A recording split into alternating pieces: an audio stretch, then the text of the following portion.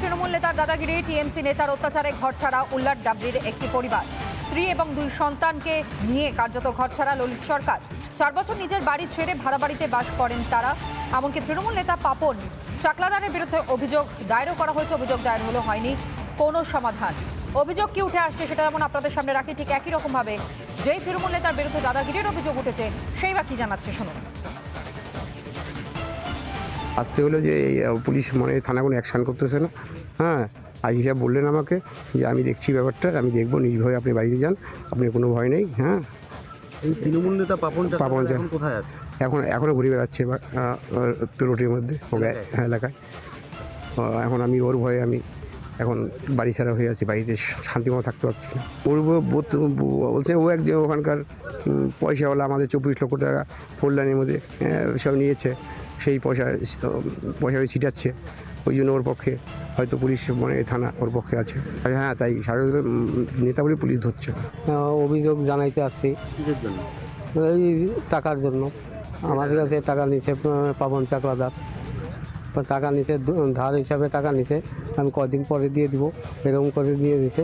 তারপরে আমি বলছে যে বেশি টাকা নেব না, অল্প টাকা নিব। তারপর বলে যে নিতে 18 লাখ টাকা দিছে। 18 লাখ টাকা দিয়ে দিলেন আপনি? 18 লক্ষ টাকা নিয়েছে। মানে আমি তো বুঝতেই পারিনি এরকম করে নিবে। আমি বুঝতে পারি, ভয় দেখিয়ে পরে টাকা চাইতে যে আমার গালাগালি, হুমকি পুলিশকে জানিয়েছে, থানায় জানিয়েছে। কোনো টাকা পান? মানে থানায় কোনো সোরা হয়নি। পাপন আপনাদের হুমকি দিচ্ছে কেন? মানে কিসের সাহস? ওই টাকা চাই, ওই জন্য হুমকি দিচ্ছে। আমি আপনাকে বলছি কমপ্লিটটা ভিত্তিহীন, ঠিক আছে? অ্যাকচুয়ালি যে সরকার পরিবার আপনি বলছেন, হ্যাঁ, আমার কাছে খুব কমপ্লিট এভিডেন্স আছে, আপনি খোঁজ নিয়ে দেখতে পারবেন, ঠিক আছে? মানে ওদের 2 ভাইয়ের মধ্যেই ক্যাচাল ছিল। মানে ললিত সরকার যে, ঠিক আছে, ও এর আগে মার্ডার কেসের আসামি ছিল, ঠিক আছে? ইভেন আমারও হাত ভাঙে, ইভেন মাথায়ও আমার বাড়ি মারে, ঠিক আছে? সেই এফআইআর কপি, মেডিকেল কপি আমি নিয়ে এসেছি। ইভেন ইদানিং মানে আমাদের ছেলে বললে ভুল হবে, মানে ওকে মারার চেষ্টা করে। আচ্ছা, সেই এফআইআর কপিও আমার কাছে আছে হোয়াটসঅ্যাপে। আমাদের প্রতিনিধি সুবীরেশের পাঠানো বিশেষ প্রতিবেদন আপনাদের সামনে রাখি, দেখুন।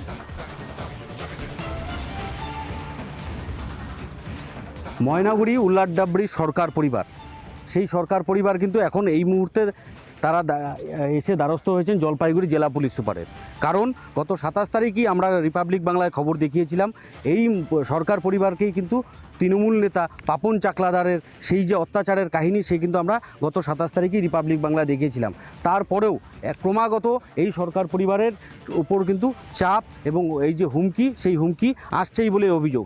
বাধ্য হয়ে তারা আজ জলপাইগুড়ি জেলা পুলিশ সুপারের দ্বারস্থ হয়েছেন এবং জেলা পুলিশ সুপার তাদেরকে আশ্বস্ত করেছেন যে তিনি বিষয়টি দেখছেন এবং তারা যেন নির্ভয়ে নিজের বাড়িতে থাকতে পারেন। কিন্তু এই পরিবারের দাবি, তারা কিন্তু এখনও তাদের পরিবারে ঢুকতে পারছেন না, বাড়িতে যেতে পারছেন না, কারণ তাদের প্রাণ সংশয় রয়েছে। কারণ এই পাপন চাকলাদার তৃণমূল নেতা, তিনি তাদেরকে প্রাণনাশের হুমকি দিচ্ছে, এমনটা কিন্তু এই পরিবারের দাবি। পাশাপাশি আজকে এই সরকার পরিবারের সাথেই আরও অন্যান্য যারা মানুষজন রয়েছেন, এলাকার অত্যাচারিত মানুষজন এই পাপন চাকলাদারের দ্বারা, তারাও কিন্তু আজকে এসেছেন। তাদের কাছ থেকেও যেরকম লক্ষ লক্ষ টাকা এই পাপন চাকলাদার জোরপূর্বক, বলপূর্বক নিয়ে নিয়েছে, সেই টাকাও কিন্তু আজ পর্যন্ত ফেরত দিচ্ছে না এবং সেই টাকা চাইতে গেলে তাদেরকেও কিন্তু প্রাণনাশের হুমকি দেওয়া হচ্ছে। সে কারণে আজ ওই উল্লাটডাবরি এলাকার কিন্তু একাধিক পরিবার এই পুলিশ সুপারের দ্বারস্থ হয়েছেন এবং পুলিশ সুপারের আশ্বাস পেয়ে তারা কিছুটা হলেও আশ্বস্ত।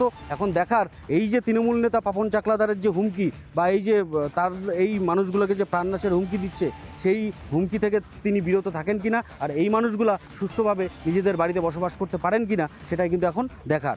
জলপাইগুড়ি থেকে সুবীরেশ, রিপাবলিক বাংলা। আর এই অভিযোগ সামনে আসবার পর স্থানীয় রাজনৈতিক দলের নেতাদের কি বক্তব্য শুনুন।